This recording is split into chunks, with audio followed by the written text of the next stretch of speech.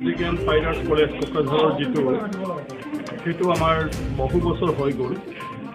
আৰু এইটো চৰকাৰীকৰণ কৰাৰ ক্ষেত্ৰত যথেষ্ট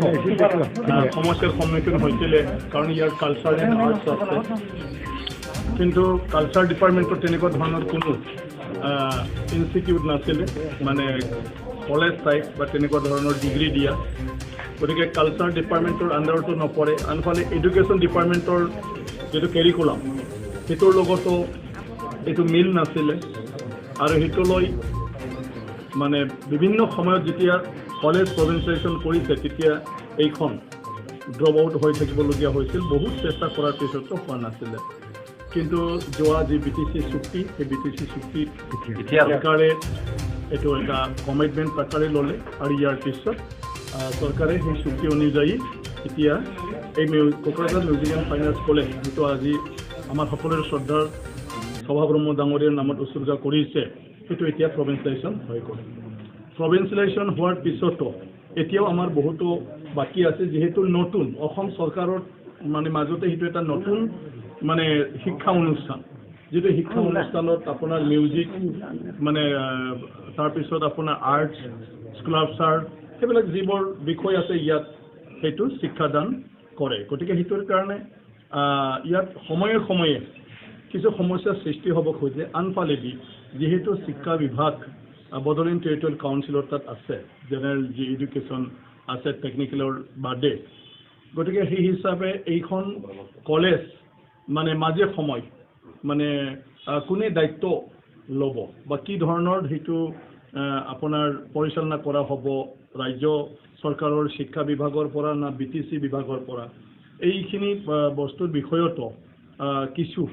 আৰু আমাৰ মানে মেকানিজম উলিয়াবলগীয়া আছে যাতে ইয়াত শিক্ষাদান কৰাৰ ক্ষেত্ৰত অসুবিধা নহয় এডমিনিষ্ট্ৰেশ্যন চলোৱাৰ ক্ষেত্ৰত কোনো অসুবিধা নহয় আৰু সেই কলেজখন ইউনিভাৰ্চিটিলৈকে আপগ্ৰেড কৰি লৈ যোৱাৰ ক্ষেত্ৰতো যাতে কোনো অসুবিধা নহয় সেইকাৰণে মই আজি এনে এই কলেজখন ভিজিট কৰিব আহিছোঁ আৰু বিভিন্ন কথা বুজি ল'বলৈ ওলাইছোঁ আৰু যিটো বুজাৰ পিছত আমাৰ বিটিচি চিফ ডাঙৰীয়া আৰু অসম চৰকাৰৰ শিক্ষা বিভাগৰ মন্ত্ৰী আৰু প্ৰয়োজন যদি আছে মুখ্যমন্ত্ৰী ডাঙৰীয়াৰ লগতো কথা পাতি ফালে এইখন মানে মহাবিদ্যালয় যাতে বিশ্ববিদ্যালয়লৈকে আপগ্ৰেড কৰি ফালে ভালদৰে আমাৰ উঠি অহা ল'ৰা ছোৱালী তেওঁলোকক মানে কলাৰ ক্ষেত্ৰত সংগীতৰ ক্ষেত্ৰত যাতে ভাল আমি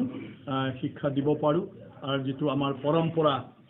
যিবোৰ সংস্কৃতি এই সংস্কৃতিটো এই শিক্ষা অনুষ্ঠানৰ দ্বাৰা নতুন প্ৰজন্মক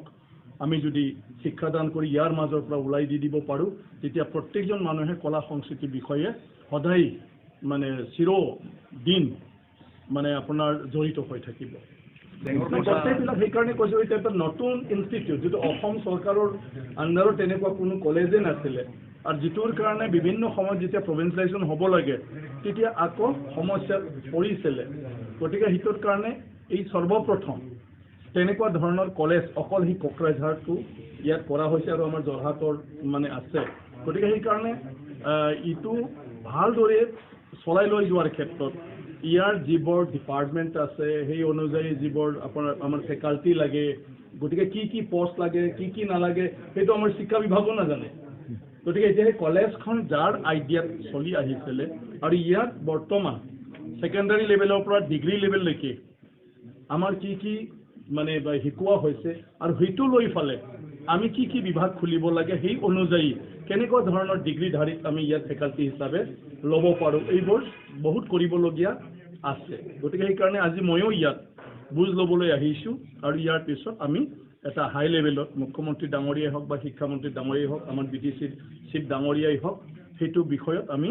মানে আলোচনা কৰি ফালে যাতে ভৱিষ্যতত এই শিক্ষা অনুষ্ঠানখন আমি কোনো ক্ষতি নোহোৱাকৈ চলাই লৈ যাব পাৰোঁ তাৰ কাৰণে ব্যৱস্থা লোৱা